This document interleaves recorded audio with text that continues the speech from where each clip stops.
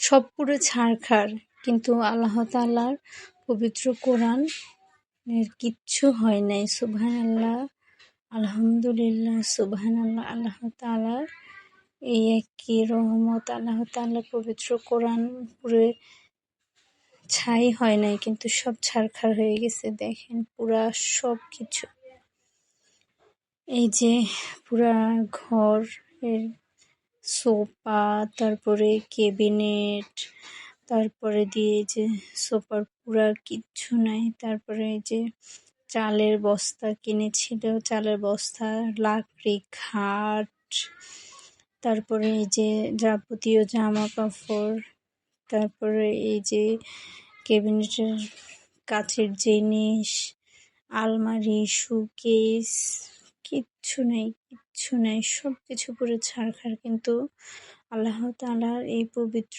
কোরআনের অক্ষর এখনো অক্ষত। সব কিছু ছারখার, কিন্তু আল্লাহ তাআলার এই কোরআনের চারপাশে সব পুরো ছারখার, কিন্তু সুবহানাল্লাহ, আলহামদুলিল্লাহ, মাশাআল্লাহ। মানে এখনো অক্ষরগুলো কি স্পষ্ট, এটা ভাবতেই কেমন মানে গা শিউরে উঠে, পশম দাঁড়িয়ে যায় শরীরের। যে আল্লাহ তাআলার পবিত্র এই কোরআন পড়ে নাই, দেখেন পুরা সব ছারখার হয়ে গেছে। শোকেসের এই যে কাচের জিনিস যা আছে, এগুলো কিন্তু সব ফেটে গেছে। তারপরে দেখেন এই যে প্লাস্টিকের জিনিস, এই ড্রয়ারটাতে কি আছে, শুধু এটার ভিতরে পরবর্তীতে দেখাবো যে কি ছিল, ওটা অক্ষত আছে কিনা। এই যে দেখেন খাট পুরা পুরে ছারখার, কিচ্ছু নাই, কিচ্ছু নাই। এই যে আরেক রুমের চালের বস্তা 2টা এনেছিল কালকে রাতে, মানে পুড়ে যাওয়ার আগের দিন। এইগুলা পুড়ে ছারখার, উপরে লাকড়ি ছিল, সেগুলাও পুরো সব ছারখার হয়ে গেছে। এই যে টেবিল, এই রুমটাতে আগুন তেমন একটা আসে নাই, আসার আগ মুহূর্তে সবকিছু মানে বুঝতে পারার পরে ওই যে পাখা দেখেছেন, পাখা সব কেমন হয়ে গেছে। আল্লাহ তাআলা আলহামদুলিল্লাহ সবাইকে সুস্থ রেখেছেন, সবাইকে সরিয়েছিলেন ওনারা। মানে আল্লাহ তাআলার কি নিয়ামত, আল্লাহ তাআলার কাছে লক্ষ কোটি বার শুকরিয়া আদায় করি। যাদের বাসা এভাবে ঘর পুড়ে গিয়েছিল, তারা বাহিরে গিয়েছিল, তাদের নাতি অসুস্থ, হসপিটালে ভর্তি করাইছে, যাওয়ার পিছন দিয়ে এই ঘটনা। দেখেন সোফার কিচ্ছু নাই। ওই যে ড্রয়ারটা দেখলেন না, ড্রয়ারে কাকি যাওয়ার সময় এটা তালা মেরে এটাতে রেখে গিয়েছিলেন, নাতির সাথে হসপিটালে ভর্তি করাইছিল, যে অসুস্থ ছিল সেই জন্য। আল্লাহ তাআলা ওনাদেরকে সরিয়ে দিয়েছিলেন, অক্ষত রেখেছেন। হয়তো জিনিসপত্র ক্ষতি হয়েছে, যে এই কষ্টটা ওনারা নিতে পারেন না, কিন্তু আল্লাহ তাআলা ওনাদের জীবন বাঁচিয়ে রেখেছেন। তার জন্য আল্লাহর কাছে লক্ষ কোটি বার শুকরিয়া আদায় করি।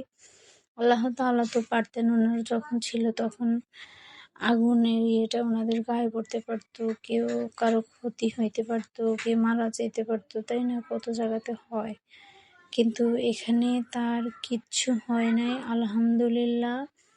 সব কিছু পুড়ে ছারখার। স্বর্ণ যা ছিল, টাকা ছিল, ওনার ছেলে কালকে রাত্রে টাকা দিয়েছিল, মানে পুড়ে যাওয়ার আগের দিন টাকা দিয়েছিল 1 লাখ। তারপর ওনাদের ঘরে ছিল, স্বর্ণ ছিল, সব শেষ হয়ে গেছে, সব কিচ্ছু নাই। এমন সময় পড়ে গেছে যে তালা ভাঙতে ভাঙতে ফায়ার সার্ভিসের লোক আসছে, সাথে সাথেই আমরা কল দিয়েছিলাম, তো ওনারা আসছে। বাড়ি চিনে না, বা আমাদের বাড়ির আরও একটু অনেক দূর সামনে এসে আর চিনে না। পরে আমরা আবারও কল দিয়ে ওনাদেরকে গিয়ে এনেছিলাম, মানে আমার ভাইয়েরা এনেছিল। এই যে সব পুরো ছারখার, কিন্তু সিলিন্ডার কিছু হয় নাই। সিলিন্ডার যেখানে ছিল সেখানে সব কিছুই ভালো ছিল। এই যে কিচেন রুমের চুলাতে এগুলা এইদিকে পানি বেয়ে এসেছিল, কিন্তু এখানে যা ছিল কোনো কিছুর ক্ষয়ক্ষতি হয় নাই।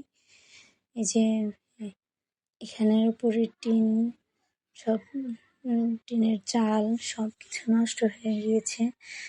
ওই যে কাকা দেখতেছিল যে এটাতে কাগজপত্র ছিল প্রয়োজনীয়, উনি বিদেশ করছিল। তো এই ছিল আর কি আমাদের পুড়ে যাওয়ার সব ঘটনা।